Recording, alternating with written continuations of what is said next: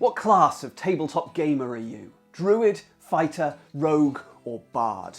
What would you rather play right now? Wingspan or Snake Oil? Pandemic or Everdell? Santorini or Zombie Dice? Kemet or Calico? We could conceive of a classification for board game players, a questionnaire, a matrix. It's been done for video game players many times, but rarely for tabletop gamers. In my previous video, I discussed the use of hooks in board game design, mechanical, thematic, physical, or contextual features which pique interest and draw players in.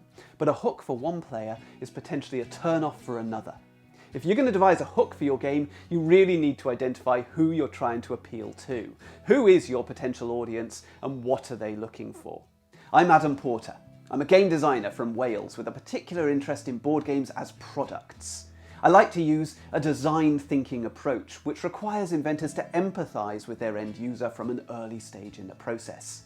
If we're going to create something of value, we need to put ourselves in our customers' shoes, think about what they want and what they need. There have been many attempts over many decades to classify personality types. Most have no scientific validity and have been soundly debunked. The DISC system is one such classification which claims that some people are more interested in issues and tasks, while others are more interested in relationships. Some people are extroverted and some are reserved. And this creates 4 distinct categories of personality. I'm going to take the liberty of adapting this model for tabletop gamers, fully aware of the hubris of taking an unscientific model and hastily butchering it, with no research and only the briefest of contemplation. Nonetheless, I push on because I do think there's still some utility here. This is not a scientific journal, it's a YouTube video. And the following is a broad hypothesis based on years of observation and little more. In my videos over the years, I've often categorized and curated board game mechanisms and genres, and I've found that doing so frequently uncovers new design ideas and opportunities for exploration. Couldn't hurt to do the same with gamers, right? So let's see what ideas it throws up. My adapted model retains the horizontal axis from introversion to extroversion, but the vertical axis has changed. I'm proposing that some players are interested in analysis, while others are more interested in thrills. And this creates 4 new classes, which I'm rather cheekily calling Druids, Fighters, Rogues, and Bards. And yes, I know that those names don't fit particularly well, but I haven't got that much to choose from. The Druids are introverted analysts. They favour low interaction games with low levels of chance and lots of opportunity for calculation, organisation and resource management.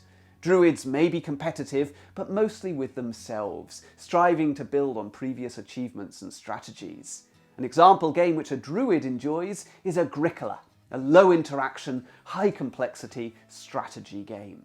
Fighters are extroverted analysts. They favour a high degree of interaction, but they still seek out strategic play and intellectually challenging gameplay. Fighters want games which can be won based on skill rather than luck, but they're accepting of the chaotic nature of interactive play. Attacking your opponent while defending your own resources is fun for fighters. An example game enjoyed by a fighter would be Root, an area control game with asymmetric player powers and conflict. Rogues are extroverted thrill seekers. They prioritise interaction and the experience of the game over developing strategies. Rogues are very forgiving of luck-based play and take-that mechanisms. They prefer to think on the fly and adapt to the cards they have in hand. The most important thing for a rogue is that everyone is laughing, and ideally that they're at the centre of the experience and getting noticed. An example game enjoyed by a rogue would be Munchkin, a humorous, luck-based card game where players persistently attack their opponents to advance their own position. A bard is an introverted thrill seeker. They're all about the experience, but they would rather go it alone. Solo games and cooperative games appeal to bards, so long as they tell a strong story. Bards are forgiving of luck in their games. They'd prefer to face off against a random card draw than a human opponent. An example game enjoyed by a bard is Pandemic, a cooperative puzzle where players work together to defeat a randomly generated spreading global virus.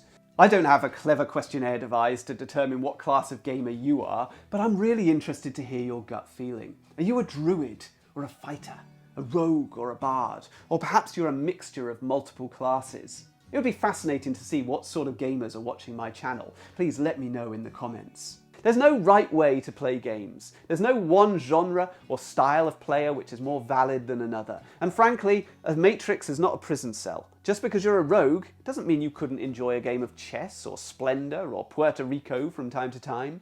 The classification is broad and imprecise. Each of us develops gaming values at a young age based on our experiences and interactions with friends and family. If you have warm memories of a loving family gathered around a light strategy game, you might be on the path to becoming a lifelong druid. If your introduction to games came at an older age, a group of alcohol-fueled adolescents guffawing their way through an irreverent party game, well, you might be on the path to becoming a rogue. Or perhaps you only ever played with competitive, cheaty siblings and frequently lost. Well, you might be wary about getting involved in board games at all. These core gaming values are likely to stay with us. But layered on top of our core values, we also have more fluid tastes. Gaming preferences which fluctuate depending on our mood, our energy, our personal circumstances, and trends in the industry. Our values and tastes create our core gaming persona, or player class. But I know that my own persona changes depending on the people around me. I understand my friends' preferences, and if they're having fun, chances are I'm having fun too. In short, our gaming persona is further moderated by our circumstances and the people that we play with. But the purpose of this exercise is not about pigeonholing or navel-gazing, it's about creating avatars. If you're going to devise a hook for your game, you really need to identify who you're trying to appeal to. So let's see if we can identify some applications for a classification system like this. Which class of gamer would enjoy your game? Wingspan is an accessible, engine-building game about bird watching, with low interaction, beautiful imagery, and a good amount of chance. Wingspan is likely to appeal to bards, but perhaps the more druidy end of that category.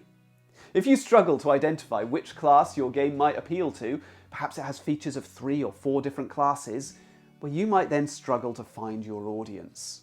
Luck-based play could be jarring in an otherwise very cerebral, lengthy strategy game. Likewise, slow, solitary calculations have no place in a party game. It's better to identify a smaller audience. Remember, each of these classes actually contains a pretty sizable number of individuals. The goal should be to excel in your particular niche, rather than trying to please everyone and then failing to please anyone. What sort of hook do the different classes respond to?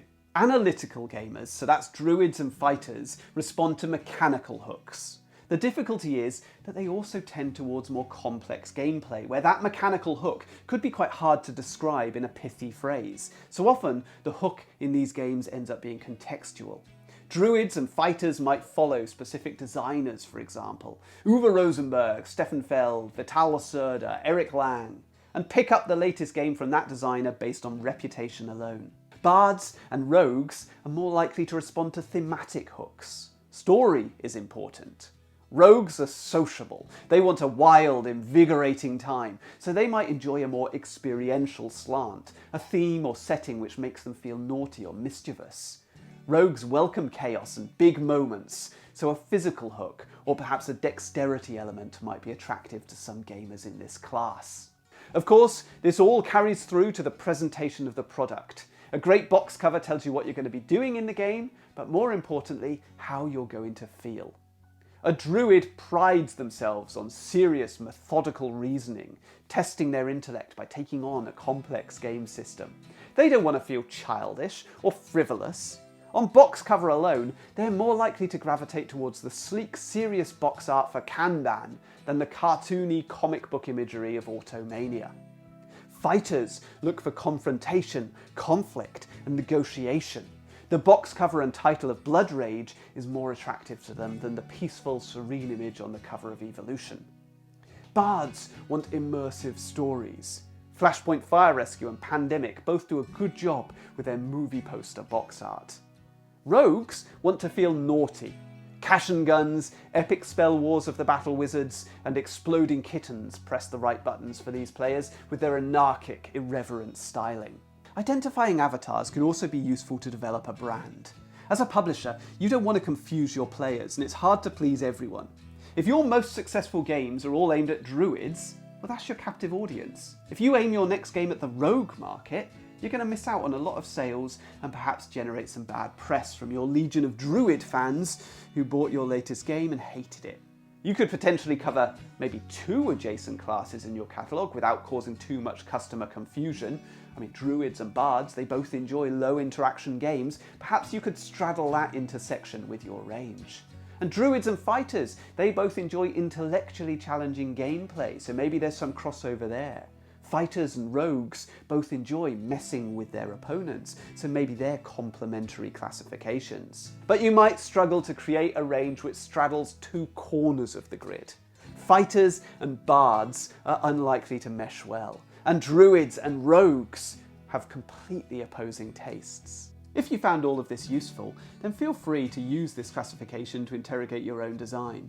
But even better, why not create your own classification, your own avatars for your user base? In an earlier video about onboarding, I classified customers as collectors or players, engaged or unengaged. But you might focus on complexity, a spectrum from casual to hardcore gamers, or habits and stereotypes, the strategist, the quarterback, the party animal, the cheat. Designers, do you have a picture in your head of who's going to be playing your game? Have you got that image in your head? What do they want? How do they look when they're fully engaged in the game? Are they smiling? Are they laughing? Negotiating? Or are they scratching their heads? Your job is to make that happen. If you enjoyed this video, please go back and watch some of the others. There are loads and loads of videos about all aspects of board game design on this channel, so please subscribe to make sure you don't miss out on any future content, and I'll see you next time. All the best.